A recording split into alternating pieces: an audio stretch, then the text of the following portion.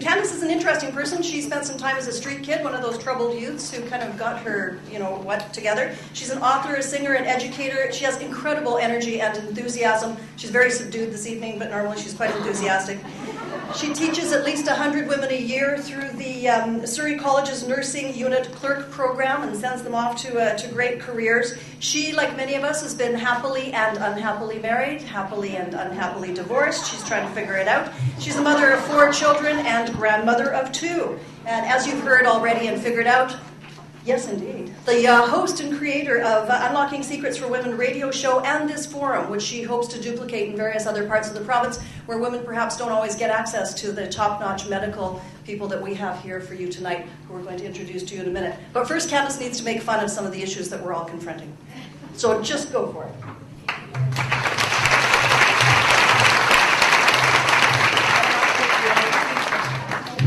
I don't want you to be confused about how I'm growing and shrinking and growing and shrinking. I just had you want to do that because I love the applause. Anyways, if you're good at math, I got to read off my notes. Something about the hormones and memory. So just work with me. I did write this. So anyways, if you're really good at math, after my kids are 28, 23, 19, and 15. So if you're really good at math, I had my oldest son when I was 3. So the physical challenges that come with being in denial over your age, and then not being able to explain the mystery of failing body organs, and actually I'm not going to talk about my leaky bladder. Dr. Jackson will. Not mine. Somebody's. Maybe one of yours. I don't have that problem. How many of you noticed that with the hormone changes, your eyes aren't as good anymore? Okay, so here we go. 2 4-gallon containers of windshield washer in 3 days. Till I realized my glasses were dirty. All of this is true. Not mine. So anyways, speaking of denial, first when I walked here, I think you noticed my size 3 athletic body. They call it voluptuously athletic. So anyways, us athletes, when we hit the premenopausal storm, as I think Dr. Parr calls it, we have a bit of a weight challenge in front of us, or behind us, or beside us. In my case, all 3. Anyways, you might have found it hard to believe, but I was actually accused of being anorexic after my last daughter. I'm not lying. Honestly, I weighed 117 pounds. Due to the magic of breastfeeding, I would still be that way now, but my daughter at 15 said, no, it's got to stop. Somebody said there's something dysfunctional about that. But anyways, did you ever really stop to think of what you say to other women? You got to be really careful. Okay? Because I had a dear friend who looked at me and said, you're looking awfully thin. You should put on weight. So I did. It was very hard. I put on 25 pounds. I had to eat my way through a Purdy's chocolate factory. It was a tough challenge. But anyways, it wasn't easy. I really did well. So anyways, I'm looking at the way I eat and of course changing my diet and all, that stupid stuff. But anyways, and I don't drink coffee. Can you imagine me on coffee? Unless it's in the bottom of a Monte Cristo. In the hot tub. But anyways, I have to confess I was a little bit self-righteous about the whole coffee thing. Until I realized that you don't have to drink coffee to deal with the whole caffeine issue. Actually, being into health food and my natural love for chocolate, because dark chocolate's healthy. Who's going to disagree with me? No. But anyways, so my natural love for chocolate, I found out that I've got enough caffeine in my body that if I go into a bar, which I never do because that's not right, but if I go into a bar, I can put one of those, maple syrup spouts in my arm. I can give Red Bull a run for its money. Too much chocolate. Anyways, so I did what any woman, athletic woman does, when she gains a little hormonal chocolate poundage. And I determined to go on an exercise program, and it was self-designed. I don't recommend it. I believe we have a fitness expert here, Trevor. He'll help you to not do what I did. But anyways, so I'm going to tell you the truth about the dangers of exercise for middle-aged women. I'm not there yet, but when I get there, this is your warning. So I learned to ski. All of this is true. 7 years ago, I decided to learn to ski. Does anybody know why we teach younger children to start sports? Okay, so I've got this great boyfriend who's sitting somewhere in here, over there. But anyways, he's a black diamond skier. And he's impatient. So he's going to take me skiing. So that's fine. He was praising me as I was going down the bunny hill. It was fun. And I was flying down there. We were there for an hour. Never been on a ski in my life. And he's going, wow, you're doing well. I should have known what was coming. It was a setup. He was bored. So he said, honey, let's go to the green hill. The easy one. Except it was blue. So I'm like, I'm ignorant. What do I know? Okay. I'm all flattered. Oh, he thinks this is great. So there we go. However, anyways, I must have drawn attention to myself somehow when I went screaming down the hill at the top of my lungs. How many of you know your legs can split that far? Okay.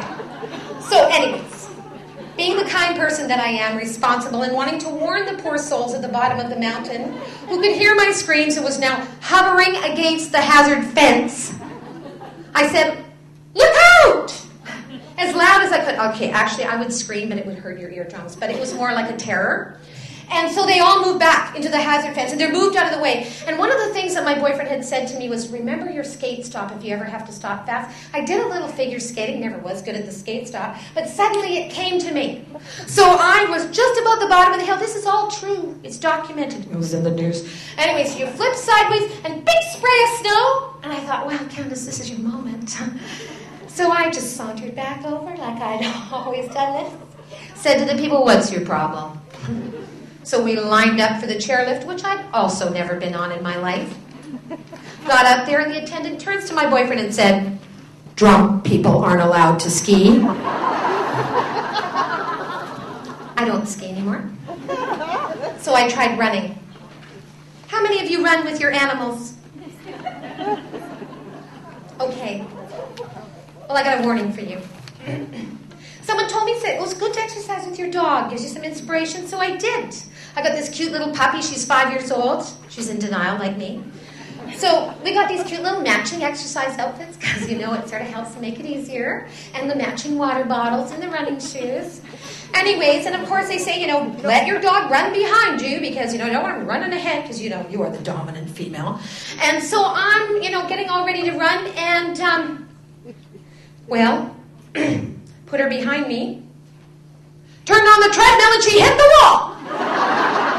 Do not exercise with your dog. Cost me $400 in vet bills, and my dog has not spoken to me since. Oh, I'm not done.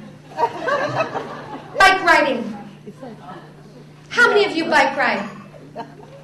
Oh, you're smart. Not many of you. Well, let me tell you. So my last attempt at exercise, we're going bike riding. How wrong is that? I've been bike riding since I was a little child. Okay, so I get on the bike. Actually, okay, I'll back up and tell you the truth. We go down to the seawall, and I take out my bike, and my boyfriend's with us, and I've got to, you know, hurry because I got to teach that afternoon. And so anyways, I'm thinking it's April 30th, 2002. This is a true story. It's April 30th. It's a beautiful sunny day, and I'm going bike riding in the beautiful weather, and I have to look good. So my hair was about like that short. So I took my hair that was that short. That's a little long. And I, you know, none of you do this, but anyway, I do. And I pulled my hair up to the top of my head in this tiny little ponytail. And then I covered it with a natural hairpiece. So that I could fly through the air and look good. All right, so how many of you have ever heard that still, small voice? Don't you wish it would say, listen? But then it wouldn't be a still, small voice. I don't listen to it either. But anyways, should have. My boyfriend says to me, first warning, shall we wear our helmets? Are you kidding? I did my hair. And when was the last time you saw a car on the seawall? Smarty pants that I am. Then he says the next thing to me. That little black cable under your thumb. I should probably fix that for you. Oh no, we have no time. Because I'm organizing everything and I want to hit the wind with the hair. So, oh no, don't worry about it. I'll just hook it under my thumb and off we go. So we did. And off we went. Flying around the seawall. Oh, it was gorgeous. Awesome, beautiful day. Pedaling along as fast as I could, working off that chocolate. An eighth of a mile outside English Bay, you know where the nice swimming pool is? I hit a tree. Except there was no tree. My brake cable locked under my pedal, and I went catapulting across the sidewalk. That's not the real tragedy. I did break a bone. We'll talk about that in a minute. But the first thing that happened, okay, imagine this. When I fell, I tumbled. I had road rash on every part of my body. I fell, and I fell on my side. What was at the end of my fingertips? My hairpiece. I knew I was in trouble because I could not get up. This one. But all I could think was, oh my God. I have a 1-inch ponytail sticking out of the top of my head. I'm going to look stupid with a broken bone. All these people are going to look at me and they're not going to care if I'm bleeding or I'm dying. They're going to say, oh my God, she has a ponytail sticking out of the top of her head. So I did what any good woman would do.